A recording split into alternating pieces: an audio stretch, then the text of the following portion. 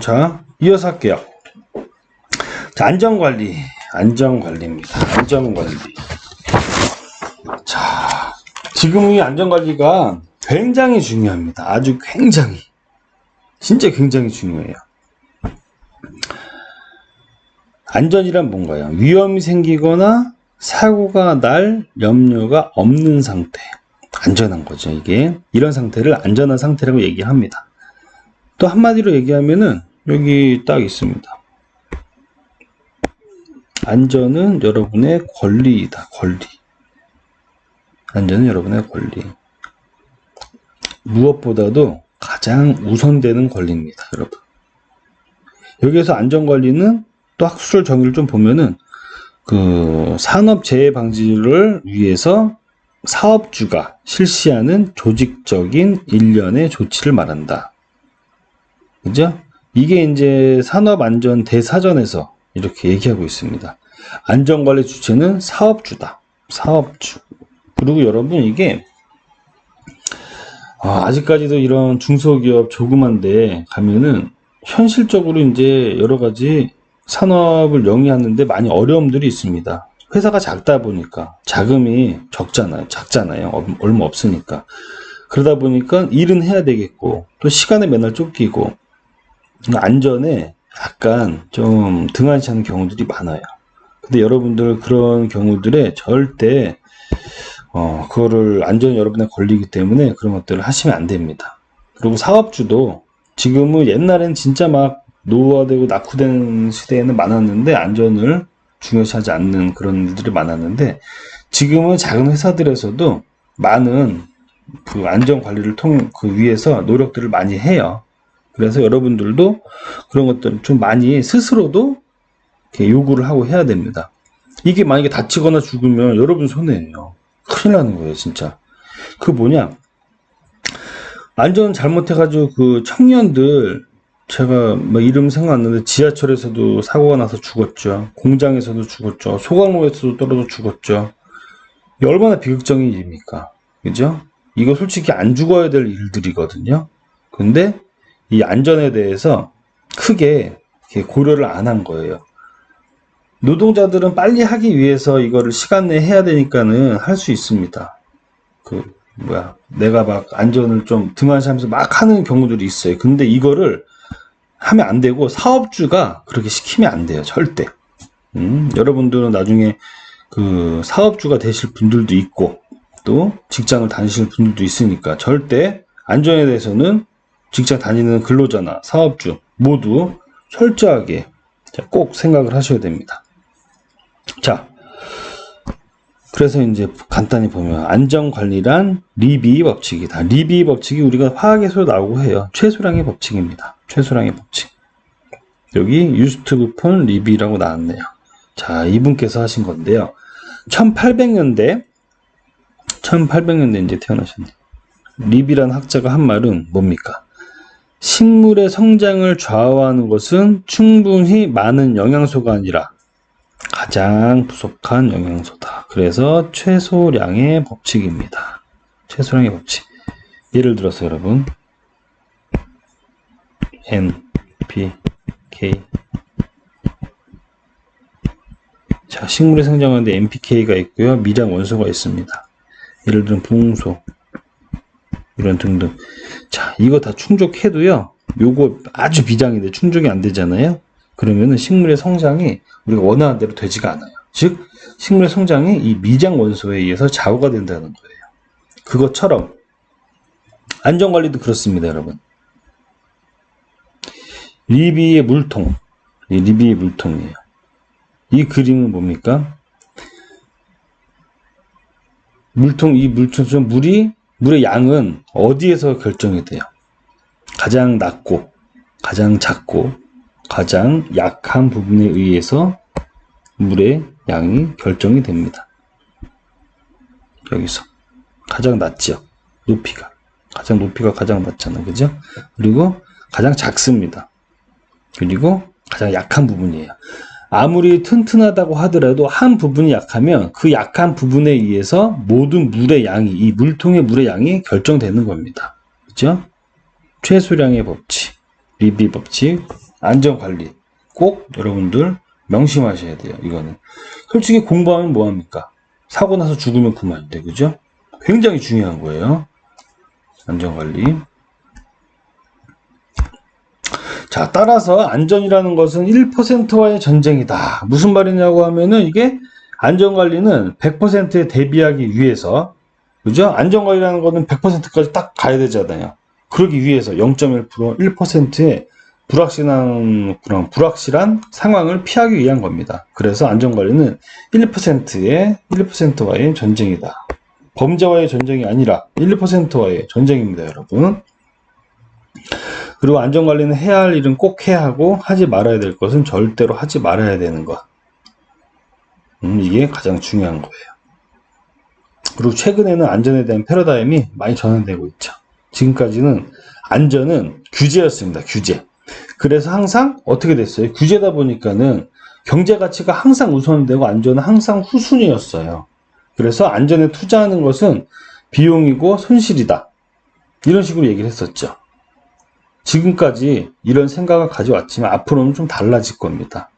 안전은 기본 중에 기본이고 가치 중에서도 최우선의 가치다. 경제보다도 오히려 더 좋은, 더 위에 있는 가치입니다. 그리고 안전 투자가 곧 기업의 이익을 창출한다라는 여러 사람들의 생각이 그런 식으로 생각이 변환될 것이고 패러다임이 바뀔 거예요. 안전은 소모성이었지만 앞으로는 안전 투자가 곧 기업의 이익을 창출할 것이다. 안전 투자는 이익이다. 이런 식으로 갈 겁니다.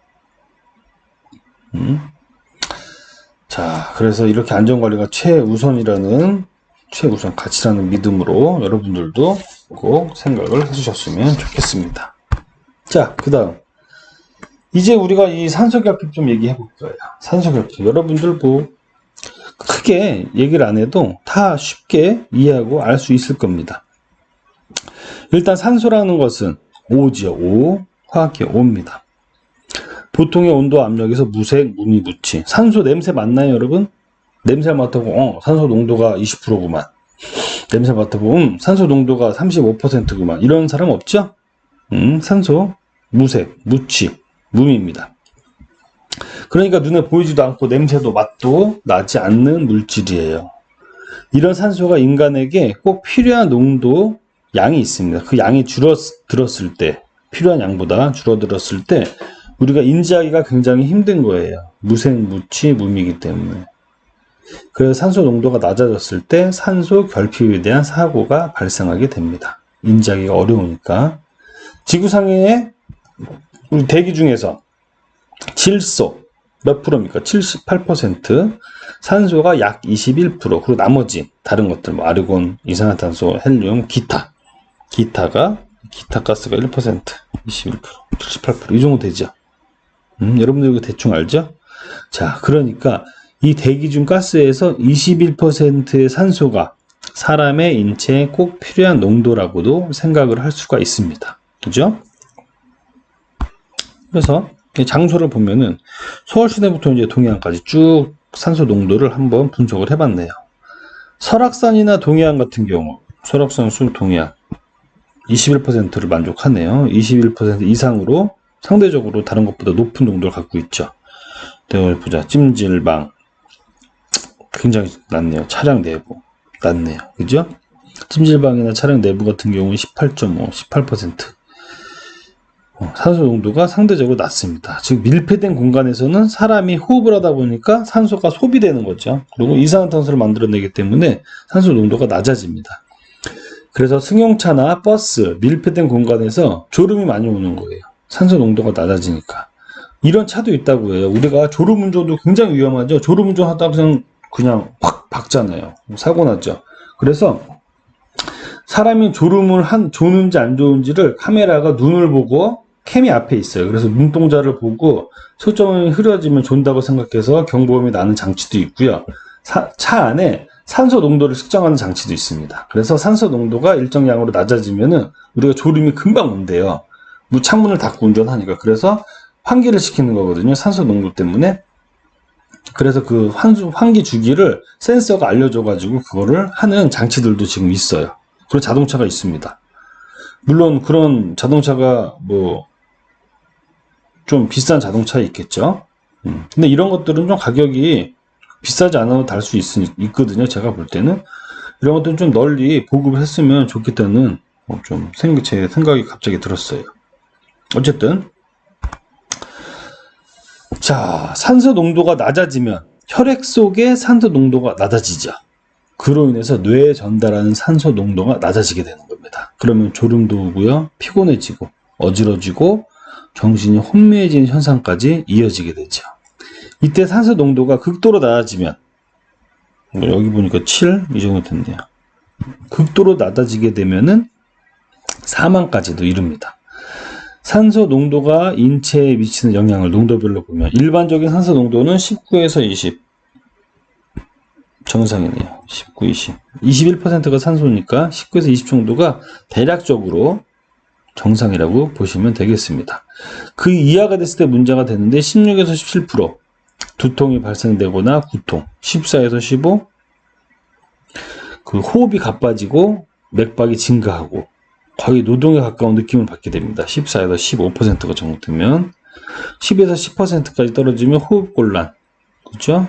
작업 동작이 산만해지는 현상이 발생되고 7에서 8% 가까이 되면 정신 착란이 생기게 됩니다. 질식, 혼수, 질식사까지 죽을 수도 있습니다. 자, 이렇게 일어날 수 있어요. 그러면 이 결핍에 대해서 간단히 또 볼게요. 산소 결핍의 정의는 뭡니까? 공기 중의 산소 농도가 18% 미만인 상태가 산소 결핍에 대한 정의예요. 정의. 그냥 단순히 그 산소가 줄어드는 걸 산소 결핍으로도 우리가 얘기할 수 있지만 그래도 정의를 정확하게 보면은 18% 미만인 상태가 산소 결핍이라고 이야기를 하고 있습니다. 그러면 산소 결핍에 의해서 생기는 산소 결핍증. 결핍증이라는 것은 산소가 부족한 공기를 호흡함으로써 생기는 재반 증상이에요. 공기를 흡입했는데 거기 안에 산소 농도가 작았던 거죠. 그때 산소 결핍증이라고 얘기합니다. 일반적으로 16% 이하인 경우에는 호흡곤란, 구토, 두통 같은 게 생기고 10% 이하로 떨어졌을 때는 아주 심각한 문제를 야기시킬 수 있습니다. 의식이 상실될 수도 있고요. 혈압이 의식상에 써있네요. 혈압이 강화되고 맥박수가 감소해서 심한 경우에 사망까지 이른다고 했었죠. 자, 10% 이하일 경우 굉장히 주의해야 돼요. 그 다음에 이렇게 산소 결핍이 발생되는 원인은 크게 세 가지입니다. 첫 번째가 공기 중의 산소의 소비. 공기 중에 산소 계속 많은 사람들이 막 먹으면은 또는 미생물이 먹거나 누가 소비를 하면 줄겠죠. 산소량이 적은 공기의 분출. 산소량이 적은 공기를 공급받는 거예요. 산소 농도 16% 이하. 세 번째는 치안용 가스 사용. 이게 치안용 가스 사용이 가스 분출. 잠시만, 치안용이 있는데 치안용이 밑에 놨나? 어쨌든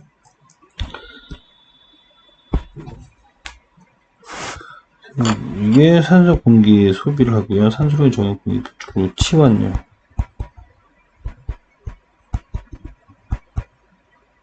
치환용 가스를 사용하는 겁니다. 산소랑 치환이 돼 버리는 거예요. 그죠? 즉 치환용 가스를 보면은 글쎄 치환용 가스라고 하면은 어떻게 해야 될까? 화재나 폭발 예방을 위해서 예를 들면 질소가스 같은 걸 주입하거든요. 그 어느 밀폐된 공간에서 작업을 하다 보면은 산소랑 만날 수 있는 기회를 줄게 하는 거죠. 이 질소가스가 치환용 가스가 되는 거예요. 이런 것들로 인해서 산소 농도가 낮아지는 겁니다. 공기 중의 산소 소비, 물질의 산화작용, 미생물의 호흡작용, 식물, 곡물, 목재들의 호흡작용, 이거에 대해서 제가 슬라이드가 더 뒤에 있어요. 자, 그리고 내용들을 한번 간단히 또 보도록 하겠습니다. 자, 산소 결핍의 발생 원인, 물질의 산화작용. 다시 말해서 산화작용이 뭐예요, 여러분? 산화. 산소 뭐 소비했다고 칠 수도 있고요. 산소가 소비되려면 산소가 결합돼야 되겠죠? 어떤 상황에서 플러스 O2가 이렇게 되는 경우입니다. 자, 산소랑 결합되면 다 산화라고 쳐요. 다시 말해서 산소를 소비하는 물질에 의해서 산소를 소비함으로써, 즉 산화됨으로써 산소 농도가 떨어져서 산소가 결핍되는 현상입니다. 크게 어렵지 않죠? 그리고 미생물의 호흡작용. 미생물이 호흡할 때 산소를 소비하고 CO2, 메탄, 황화수소 같은 유해가스를 발생하게 되는데, 이때 산소 농도가 떨어지고 유해가스가 발생해서 산소 결핍 현상이 발생합니다. 특히 하수 관로나 맨홀 같은 경우는 대표적으로 이런 경우가 많이 발생해요. 그리고 이거는 사실은 이제 여러분들이 호기성, 혐기성, 호기성은 산소를 좋아하는 미생물 상태예요. 혐기성은 산소가 결핍된 상태에서 살고 있는 미생물입니다. 호기, 혐기로 나눌 수 있는데, 이런 것들, 얘네들은 보통 혐기 상태에서 많이 발생해요. 혐기 상태에서. 혐기 상태라는 건 산소가 없는 거죠. 여러분, 관로가 있으면은 찌꺼기들이 쌓여 있습니다. 미생물이 뭐 먹을 밥은 있어야 되잖아요. 이런 것들이 미생물의 밥이에요. 칭찬쌤, 이게 산소가 여기 없죠. 산소가 없습니다. 관 안에는 산소가 부족해요. 산소가 없으면 이게 조금 혐기 상태가 됩니다. 혐기는 공기가 없다는 얘기예요. 혐기 상태가 있으니까 혐기 미생물이 있겠죠. 그리고 이런 부패를 시킵니다. 유기물들을. 찌꺼기들, 유기물들을 부패시켜가지고 이산화탄소, 메탄, 황화수소 이런 것들을 발생을 시키는 거죠. 자, 그래서 막 뭔가 유기물들이 막 쌓여서 썩어 있는데 그죠? 그런 데를 들어가게 되면은 산소가 일단은 산소가 부족하겠구나, 위험한 상황이구나라는 걸 인지하시면 돼요. 자, 그 다음에 식물, 곡물, 목재 등의 호흡작용. 자, 냉장고, 냉장창고, 과일이나 채소 있는 거, 그런데도요 산소 결핍이 일어납니다, 여러분. 얘네들이 계속 산소를 소비하거든요. 그러니까 큰 냉동창고, 이런데 냉장창고, 그 야채나 이런 것들 보관되어 있는 곳들, 그런 데 들어가셔도 조심해야 돼요.